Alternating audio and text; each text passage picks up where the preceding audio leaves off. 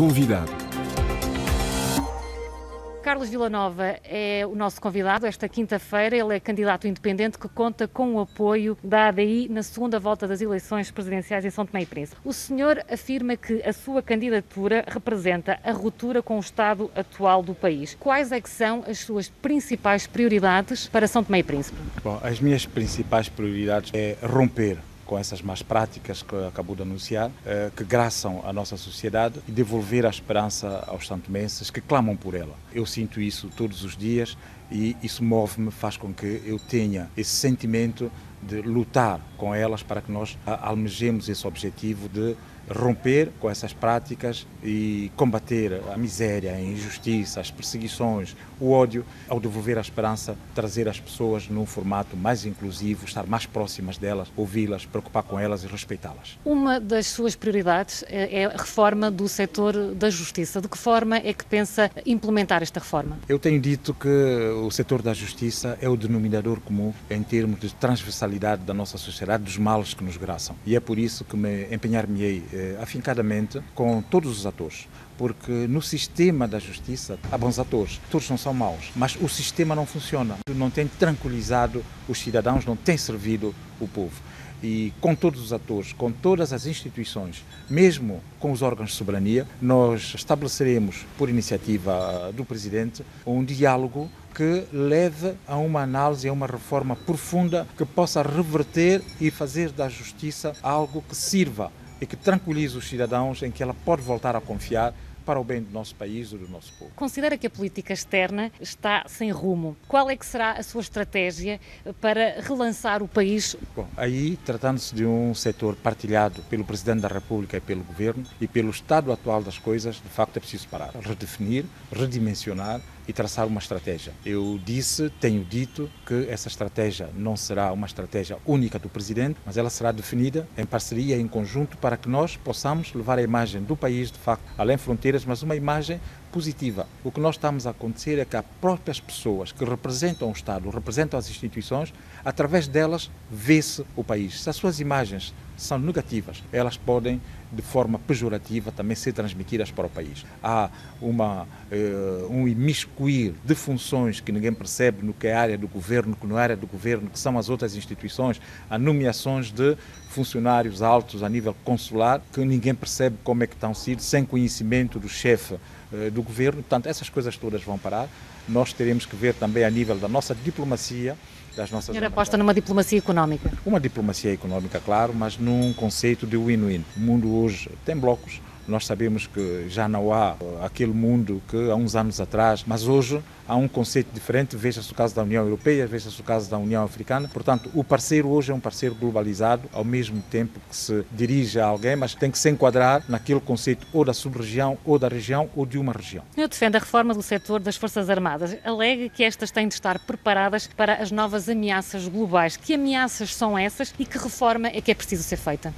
Hoje, no mundo em que vivemos, há alguns fenómenos que, de facto, nos preocupam e que todos temos que virar para elas. O terrorismo é um deles, a pirataria marítima, sobretudo na zona em que nos inserimos, e o fluxo migratório, que serve para tráfico e é um grande problema que eu acho que todos os países devem se orientar e dirigir as suas forças armadas para isso. No caso de São Tomé e Príncipe, nós temos uma extensão marítima que é muitas vezes superior à extensão terrestre e aí também nós temos que redefinir a estrutura de composição do que têm sido as nossas forças armadas. Nós não vamos acabar com este ou aquele setor, mas vamos sentar e estabelecer, definir uma estrutura que sirva melhor os interesses do país face a esse mundo globalizado e as novas ameaças que existem. São Tomé e Príncipe tem um regime semipresidencialista com pendor parlamentar. Este regime ainda se adequa à realidade do país? Com sinceridade, pelo que se tem ouvido de retorno das pessoas nessas andanças, é discutível. Mas eu candidato-me numa circunstância em que é este regime que está em vigor. Mas também tenho plena consciência de que não há um modelo de regime perfeito no mundo fora. Caber-nos a nós, e caso exista, eu sinta que há uma maioria disponível para nós discutirmos este assunto e melhorarmos esta situação, eu terei todo o prazer em colaborar, em dirigir este trabalho para que nós encontremos um modus vivendi melhor que nos sirva e que seja menos polêmico. porque há uns tempos atrás, numa outra ocasião similar, não estava sozinho, havia outros candidatos, era na primeira volta, e alguns até mencionaram que há pontos obscuros que é preciso clarificar. Eu estou de acordo. Se eles existem, é melhor eliminá-los, é melhor resolvê-los. Estou disponível para isso. A crise política atrasou a marcação da segunda volta. Acredita que esta crise política pode, de certa forma, contribuir ainda para um aumento da abstenção? Acho que não, e digo-lhe porquê, porque os erros corrigem-se. Eu acho que todos nós tivemos consciência destes erros. Eles foram cometidos, se calhar, de alguma maneira, premeditadamente por algum setor, mas não nos serviu de nada, só complicou a situação, só criou mais clivagens, só criou, no fundo, mais revolta popular. Hoje eu sinto por parte das pessoas, novamente neste período de campanha, uma espécie de revolta contra este facto, uma vontade maior de irem votar. Também cabe-nos a nós, candidatos, no meu caso, candidato, para reverter esta situação com novas mensagens, porque embora a mensagem da primeira volta tenha surtido efeito porque vencemos as eleições claramente, mas é preciso também perceber o que aconteceu para que essas pessoas não votassem e trabalhar este setor que não votou. E então temos estado a fazer esse trabalho e estou esperançoso que se consiga reverter a situação. Receia fraude nesta segunda volta? Lamentavelmente, os meus opositores já nos fizeram pensar que sim, porque pela vontade popular não parece que consigam chegar ao resultado que pretendem. É uma tentativa frustrada, má, porque